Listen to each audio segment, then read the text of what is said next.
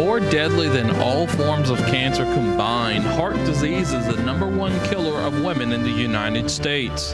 An estimated 43 million women are affected by this disease, and 1 in 3 will die from it each year. Fortunately, TGMC continues to lead efforts in research, prevention, and treatment of heart disease, providing knowledge-based solutions for women of all ages in our community. Please join us as we explore the importance of heart health and discuss the best practices to keep your heart healthy throughout life. Joining us this evening is Dr. Craig Walker, an interventional cardiologist at TGMC and medical director and founder of the Cardiovascular Institute of the South. All right, as the intro said, our guest tonight, Dr. Craig Walker. You've seen him many times on the program. Dr. Walker, thank you for being here. Thank you, Martin. All right, we're going to start with women. The leading cause of death in women is? It's heart disease, and this is a misnomer. Every woman knows about cervical cancer, they know about breast cancer, but by far and away the leading killer in women is heart disease. Now it's interesting, Martin, it's a little different in terms of when it kills women up to age 65. Cancer is actually the leading cause of death in women, but then 65 on, heart disease overwhelms that and just blows by everything else. And in fact, the statistic many do not realize, in the last decade, each year, more women in America have died of heart disease than men. So it's a big problem, and women are not protected from this problem. It's a very important problem for them to understand. Kid Craddock just died, the famous disc jockey. James Gandolfini. Although they're both men, it brings a big focus on this problem, but women have to focus in on it too. Why is it the leading cause in women? Well, to start with, women have a little bit of a different pattern of disease than men. It does tend to start a little bit later in life. It appears that early on some of the hormonal factors do give women some early protection. We're starting to lose a lot of that, though, in today's world because women smoke. They've changed, from the traditional habits, because in the past, women did not die as commonly as men. But I've said they've now passed them up. So one, the incidence of disease is increasing. But that being said, if we look at autopsy specimens later on, women do have less coronary blockages than men as a whole, yet more of them die. And it's because the disease process is different. In men, the big vessels on the outside of the heart, and I say big, it's in a relative sense. These are still pretty small vessels, but they're vessels we can easily see when we do an angiogram. These vessels develop blockages which we can easily see, and we can treat those things. We treat them with stents or things such as that. These tend to build up pretty slowly. Women, on the other hand, often have their disease start as microvascular disease. Now, if you think about this, the arterial system is like a tree. You have the trunk, which is big, and then you have the branches, which break up a little bit, and then you finally get all the way out to the twigs and the leaves. Women have a disease that often starts in the twigs and the leaves rather than in the trunk or the main branches. Now, the problem with that is, as these small vessels are diseased, you don't see it if you do an angiogram, yet it does diminish overall flow. And so then if they develop a little bit of a blockage in an artery on the outside of the heart and the plaque ruptures, it often clots, resulting in huge problems. So it is very important to detect the earliest disease, which is microvascular disease, very important to protect in women as well. What are some of the new diagnostic tests? When you go through CIS, you'll have all kinds of equipment and new machines and new methods, but what are some of them? Well, in women in particular, I think there are two tests that have really just totally changed the way we look at disease. To start with, we have to figure out who's at risk. And the risk factors are the same: smoking, high blood pressure, high cholesterol, diabetes, family history of heart disease. But traditional tests like treadmill tests, nuclear tests, even angiograms may miss disease in women. There are two tests that I think have shown great promise in women. One of those is a test called a calcium score. It's one of the easiest tests ever to do. You simply lay in a CT machine for about 10 seconds and it will tell us if there's any evidence of calcium in the coronary arteries. Calcium in the coronary arteries is something that should not be there. If it's there, it gives us a warning and tells us, pay attention. There's a second test, which is, again, a great test, doesn't have any radiation or any other exposure, called a cardiopulmonary exercise test. What we do with this test is we have a person pedal a bicycle, but while they're doing that, we actually have a mask on. And the mask measures how much oxygen they breathe in and how much CO2 they blow out. Now, why is that important? Well, by determining that, we can determine what's happening to the output of the heart. A normal response is that the heart should beat faster and stronger with exercise. All of us know that have ever run. Your heart beats faster and stronger. Well, what happens if you've got heart muscle starvation? It beats faster, but at a certain point, it doesn't beat nearly as strong. And that tells us there's a problem. And we can tell that from this test. So these are two very easy tests, very simple tests. They're not very expensive, and they give us a great idea who's at risk. We all have pain sometimes and we go get checked. But who should get tested for this?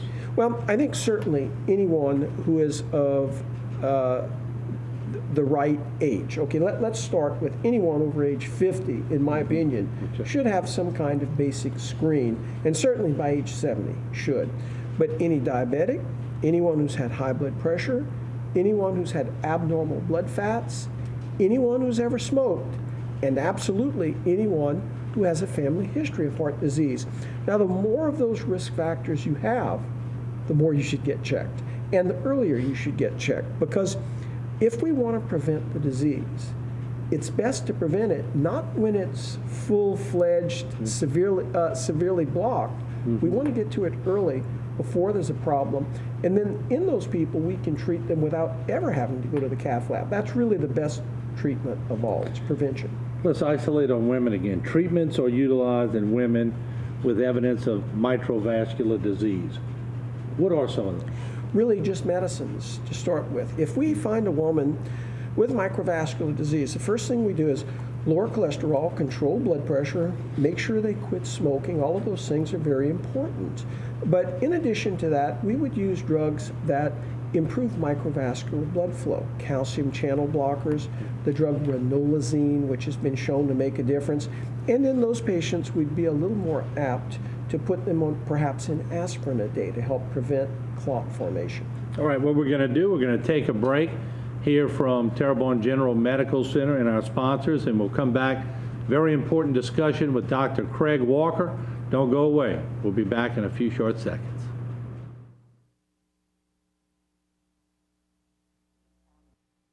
No matter their healthcare needs, from OB to emergency room visits,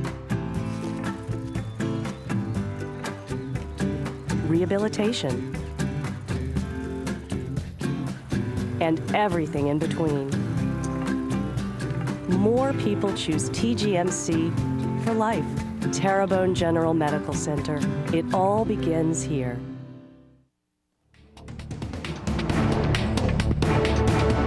All right, welcome back. Our guest tonight is Dr. Craig Walker, world-renowned. You've heard his name many, many times, especially on this program. He's been around quite a bit. And we're talking about cardiovascular and women. Let's continue if we could. Differences in the outcomes with stenting and bypass surgery in women. What are those differences? Sure. Well, women traditionally don't do quite as well. There are many reasons women have worse outcomes than men once they have heart disease. To start with, they often are undiagnosed. People ignore their symptoms. They don't find them. Secondly, the diagnostic tests which were traditionally used aren't so great in women. Regular treadmill tests, nuclear tests, even angiograms. But in addition to that, women are typically smaller. And as you're smaller, you have smaller vessels. And so as you might imagine, a small pipe is more likely to plug up than a big pipe. Right. And so if you do a bypass, it is more likely to block up. Plumbing 101. Yes, huh? it is. It's plumbing 101. And it has to do with flow is related to the fourth power of the radius. So really very, very minor changes in the diameter of a blood vessel result in profound differences in change. That much times itself 4 times. And so it's a big difference in terms of what we see in flow. So even minor blockage in a very small vessel plugs that vessel right back up. And so the outcomes aren't quite as good because of that. And there may be a third element there. That third element is, I mentioned earlier, women have this microvascular problem. Well, if you have slower flow in a vessel, it is also more likely to clot. Right, my next question is interesting because years ago when HTV started, one of my first guests was Dr. Craig Walker. And I remember, y'all were just starting out, y'all were just hitting the ground running, but what a success story. By the way, congratulations, 30-year anniversary, but what a long journey, but what a great journey. Y'all have done a tremendous job, 30 years. Thanks, Martin. Take us through the 30 years real quick. Did you ever think it would get this big? No, I'd hoped, it had always been my dream to come back home. I had offers to go a lot of places around the world, and it was always my dream to come back home and to establish a center and to impact outcomes. You know, if there's one thing that I'm most proud of, when we moved back here, Houma was a black dot on the map, and that's by Medicare statistics, not by mine. It was the #1 highest mortality of all the catchment regions of Medicare in the whole United States. In the last 3 reporting periods, it's been #3 lowest. So we went from dead last, which I think there are 176 regions, to 3rd best. Now, I'll be happy when we're 1st best, okay, but 3rd best is a big deal, especially when you consider 1 and 2 were 1 and 2 many years ago, and a lot of that has to do with they're very, very healthy regions. They're regions like the Denver area where people go out hiking all the time. They're in the mountains. Every weekend is activity. Obesity doesn't really exist. Diabetes is uncommon. Cigarette smoking is uncommon. You know, we have a lot of bad habits in South Louisiana. It's part of what makes South Louisiana fun. We eat food. We go to crawfish boils where there's a lot of salt. People, unfortunately, smoke a lot. We are exposed to a lot of fats. Genetically, we may have predisposition to heart disease. So there are many things that we have to overcome, but I'm quite confident we can. Heart disease is something that can be prevented. It is simply something that we have to address early, educate people, and have them make proper choices. You won't remember this, but I do. My first interview with you years ago, you mentioned myocardial infarction. And after the interview, I went, what is that? You said, it's a heart attack. That's right. So you educated us ever since then, but it's been quite an education, hasn't it? It has. But you know, myocardial infarction is exactly what we're trying to prevent. This is what kills people, this and the arrhythmias that come when the heart starves for blood. Now, a myocardial infarction occurs when heart muscle actually dies because it doesn't have enough blood supply. But before that happens, we have ischemia. And ischemia means it's simply starving. Now, that can give us chest pain, or it can give us things which we simply don't recognize. It can be indigestion, it can be shortness of breath, it can be a feeling like we're going to pass out, it can be jaw pain, arm pain. It doesn't have to be typical squeezing chest discomfort, which is how we think of angina, and it's not always that severe. Many people simply think they're having indigestion and they blow off the symptoms. Nonetheless, it's something we should not blow off. We should pay attention to it. We should get it evaluated, and there's a lot we can do for it in today's world. There's been a great partnership between you all and Terrebonne General Medical Center, but events that help promote heart health, can you go over those with us? Yes. Obviously, we would like to see people eat right, exercise routinely, not smoke. These things are very important, and we, along with Terrebonne General, sponsor many different events, and you can see some of those here coming up. There's going to be the 4th annual Houma Heart and Souls Half Marathon and 5K. It's going to be Saturday, November 16th at 7 a.m. at the Houma Terrebonne Civic Center. And there'll be a half marathon race, a 2-man relay at 6.55 miles per person, and a 5K walk run that goes for 3.1 miles. What we want to do is we really want to bring attention to this problem, Martin. If we can get people to address the problem and say, you know what, we choose to be healthy. We choose to improve our lot over others. We won't smoke. We will control our cholesterol. We will control blood pressure.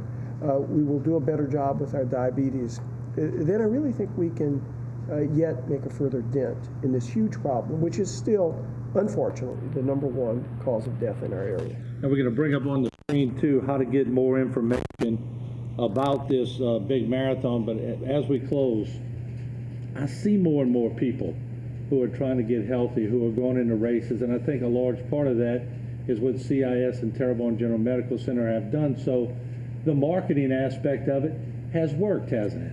I do think it's very important. I will caution people, don't just go out, though, especially if you've not exercised and you have risk factors for heart disease, get evaluated first. James Fix even wrote a book stating that there was no need to check yourself, just start running. And he really professed that until the day he dropped dead of his heart attack. Okay, and I think it's very, very important that if you have risk factors, if your family history is that people died suddenly at your same age, or if you've been a smoker, or if you've had diabetes, or if your blood pressure's been high, it's real simple to get those things evaluated and to get yourself on a healthier track. All right, for more information about heart health and the Home of Heart and the Souls Half Marathon and 5K, there you see it right there. You can call Terrebonne General Medical Center at 985-873-4616, or you see the website on the bottom of the screen, or you could visit Terrebonne General and they'll give you more information on this big event. But Dr. Walker, thanks again. 30 years, and you're not tired yet. You're still going strong. Yeah, I like what I do, and that's real simple. I'm asked by a lot of people when I'm going to retire, and I tell them I've never thought about it. And that's really true. I have not. I like what I do. I don't plan to change anything. I wish sometimes the regulations were less onerous. We have plenty of those in our society, but I really do like what I do. Well, thank you so much for joining us. Congratulations again, and we'll see you here soon. Thank you, Martin. Once again, Dr. Craig Walker. We'll take a break. When we come back, more Bayou Time. Don't go away.